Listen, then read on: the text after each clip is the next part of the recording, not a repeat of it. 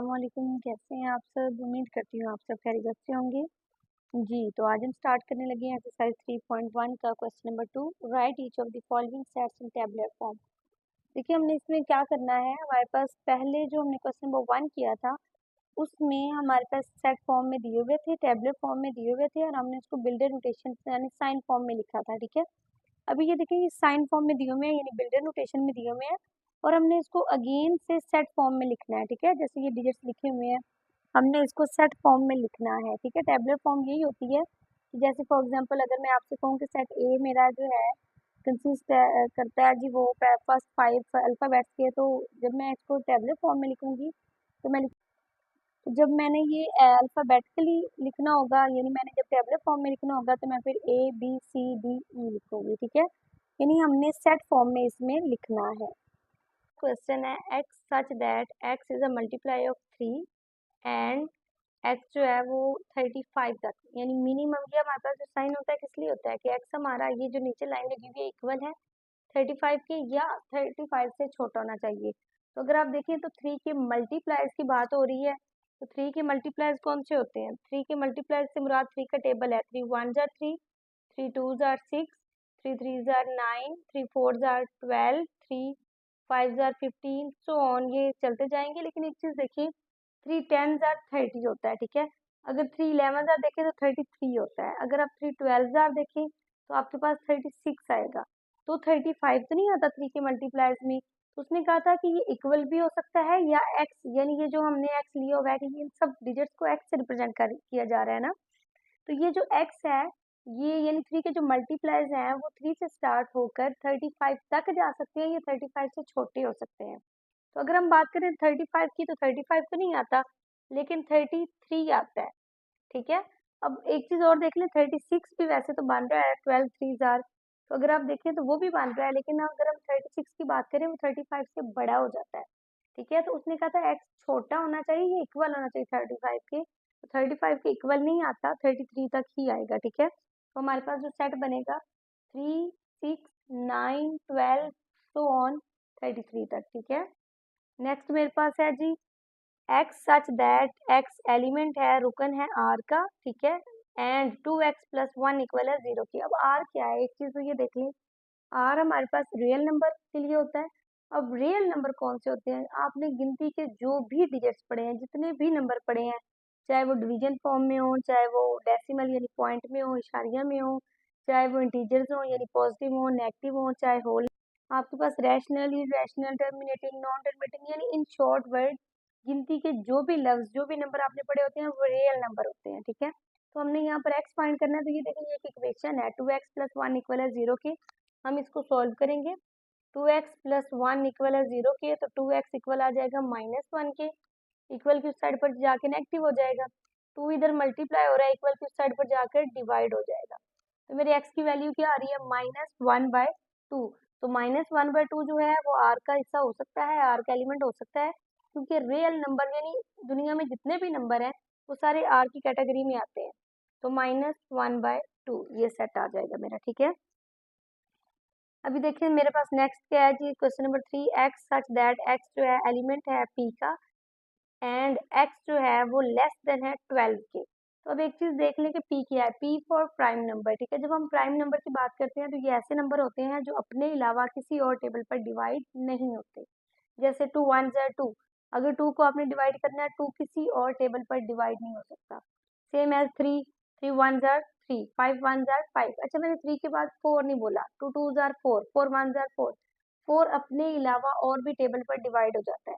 Prime numbers ऐसे number होते हैं जो अपने अलावा किसी और टेबल पर डिवाइड नहीं होते। ठीक है, तो इस ऐसा सेट बना ले, ऐसे एलिमेंट ऐसे डिजिट्स लिख लें जो अपने अलावा किसी टेबल पर डिवाइड नहीं होते। 2 2 1 जार 2, 3 1 जार 3, 5 1 जार 5, 7 1 जार 7 और 7 के बाद 11, 11 1 जार 11। उसने कहा था लेस देन 12 के, तो लेस देन 12 के इतने ही आते हैं। ठीक है, 2 3 5 7 11। नेक्स्ट चलते हैं जी, हमारे पास क्वेश्चन नंबर 4 है x such that x is a divisor of 128।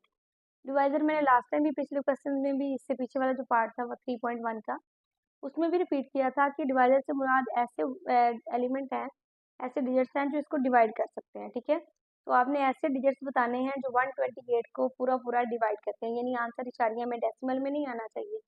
तो अगर हम इसकी बात करें तो 1, ठीक है, 1 आपको पता है टेबल में आता है। 128 को अगर हमने 1 से डिवाइड करना तो 128 ही आंसर आएगा, लेकिन डिवाइड तो हो जाता है। 2 पर भी ये डिवाइड हो जाएगा, 2 के अलावा 4 पर भी, 8 पर भी, 8 के अलावा 16 पर भी ये डिवाइड हो जाएगा, 16 के अलावा 32 पर, 32 के अलावा अगर आप देखें तो 64 एंड 128। ये कुछ डिजिट्स मैंने लिखी हैं जो 128 को पूरा पूरा डिवाइड करते हैं। आप बेशक डिवाइड करके देख लें, कैलकुलेटर इस्तेमाल करें। इसके दरमियान में मैंने 3 नहीं लिखा क्योंकि 3 पूरा पूरा डिवाइड नहीं करता, 6 पूरा पूरा डिवाइड नहीं करता, ठीक है। ये वही डिजिट्स हैं जो इसको पूरा पूरा डिवाइड कर सकते हैं, ठीक है। अब आते हैं नेक्स्ट क्वेश्चन। जी, तो अब हमारे पास नेक्स्ट क्वेश्चन है x such that x equal है 2 एन के। अब देख लें वो क्या कह रहा है, एन फॉर पावर यहाँ पर ऊपर लगा हुआ है ना। तो मैंने लास्ट टाइम जो क्वेश्चन किए थे उसमें हमने भी जब बिल्डिंग नोटेशन फॉर्म में लिखा था तो हमने भी कुछ 6n की और 2n की पावर के तौर पे ऐड किया था। 2n से मुराद यहाँ n की पावर है, यानी n के नंबर्स आप देखेंगे पावर में कितने हो सकते हैं, और वो नंबर्स क्या है, नेचुरल नंबर है, और कहाँ तक जा रहे हैं वो, लेस देन 8। अब देखिए ये यहाँ पर इक्वल का साइन नहीं है नीचे, अगर इस साइन के साथ ये एक लाइन इक्वल की भी होती तो फिर हम 8 तक पावर ले जाते। अभी ये नहीं है, इट्स मीन हमने 8 तक पावर नहीं यूज करनी, ठीक है। जब हमने 8 तक पावर नहीं यूज करनी तो फिर हमारे पास क्या बनता है, देखें 2 की पावर अगर आप 1 देखें, 2 1 आर 2। उसके अलावा आप देखें कौन कौन से डिजिट्स हैं जो इसकी पावर में आते हैं, जरा एक दफा देख लें। 2 की पावर अगर आप डालेंगे 2 1 आर 2, 2 2। अच्छा ये देखिए, अब ये मैं कुछ डिजिट्स लिखने लगी हूँ जो 2 की पावर है, यानी 2 की पावर अगर मैं ऐसे रखूँ, 2 की पावर 1 रखूँ तो 2 आ जाएगा, 2 की पावर 2 करूँगी 4 आ जाएगा, 2 की पावर 3 करने पर 8 आ जाएगा, 2 की पावर 4 करने पर 16, 2 की पावर अगर मैं 5 करूँ तो 32। जी, तो यहाँ पर मैंने क्या करना है, मैंने यहाँ पर 2 की पावर्स लिखनी है। तो जब 2 की पावर 1 करेंगे तो 2 बन जाएगा, 2 की पावर 2 लेंगे तो 4, 2 की पावर 3 लेंगे 8, 2 की पावर 4 16, 2 की पावर अगर आप 5 देखेंगे तो 32, 2 की पावर अगर आप 6 देखते हैं तो वो आपके पास बन जाएगा 64, और 2 की पावर 7 देखने पर 128, ठीक है। अब बात ये है कि हमने लेस देन 8 रहना था, यानी 2 की पावर 7 तक रखनी थी। तो मेरे पास कौन कौन से डिजिट फिर आएंगे, 2 4, 2 4 के बाद 8, 16, 32, 64 एंड 128। 2 की पावर मैंने 7 तक ऐड की है, ठीक है। इसके बाद नेक्स्ट क्वेश्चन है मेरे पास एक्स सच दैट एक्स जो है वो एलिमेंट है एन का, ये नेचुरल नंबर का, एंड एक्स प्लस 4 इक्वल है 0 के। तो हमने बात की थी जब हमारे पास इस तरह की इक्वेशन आएगी हम इसको सॉल्व करेंगे। आप जरा साइड पर इसको सॉल्व कर लें। एक्स प्लस 4 इक्वल है 0 के, तो एक्स इक्वल आ जाएगा -4 के। लेकिन मैं यहाँ पर अपना आंसर खाली सेट लिखूंगी। अब मैंने ये खाली सेट क्यों लिखा है, देखिए उसने कहा था कि ये एलिमेंट होना चाहिए नेचुरल नंबर का। नेचुरल नंबर हमारे पास काउंटिंग होती है लेकिन पॉजिटिव, 1 2 3 4 सो ऑन। अब -4 तो नेचुरल नंबर में आता ही नहीं है, तो मेरे पास ये सेट जो है वो बनता ही नहीं है, वो खाली सेट है। -4 जो है वो नेचुरल सेट का हिस्सा नहीं है, इसलिए हम इसका आंसर सिर्फ खाली सेट लिखेंगे, ठीक है। जी, तो इसके बाद मेरे पास नेक्स्ट 2 क्वेश्चंस हैं, वो x such that x element है नेचुरल नंबर का, एंड एक्स इक्वल होना चाहिए एक्स के। अब इस चीज़ को आप ज़रा थोड़ा सा अंडरस्टैंड कर लें कि एक तो वो कह रहे हैं कि एक्स जितने भी आपने लेने हैं, यानी एलिमेंट्स जो भी आपने लेने हैं वो नेचुरल नंबर होने चाहिए, ठीक है। एक्स एलिमेंट है एक्स के, तो इससे मुराद सिर्फ ये है कि हर डिजिट अपने आप के इक्वल होता है, ठीक है, यानी एक्स इक्वल हो इक्वल के, यानी 1 इक्वल होता है 1 के, 2 इक्वल होता है 2 इक्वल होता है 2 के, 3 इक्वल होता है 3 के, 4 इक्वल है 4 के, यानी इन शॉर्ट वर्ड इसमें सिर्फ आप नेचुरल नंबर लिखेंगे। तो ये यहाँ पर मैं ज़रा सेट बनाने लगी हूँ, ठीक है। ये मैंने ब्रैकेट लगा दी। अब यहाँ पर हम क्या लिखेंगे, नेचुरल नंबर 1 2 3 4 सो ऑन।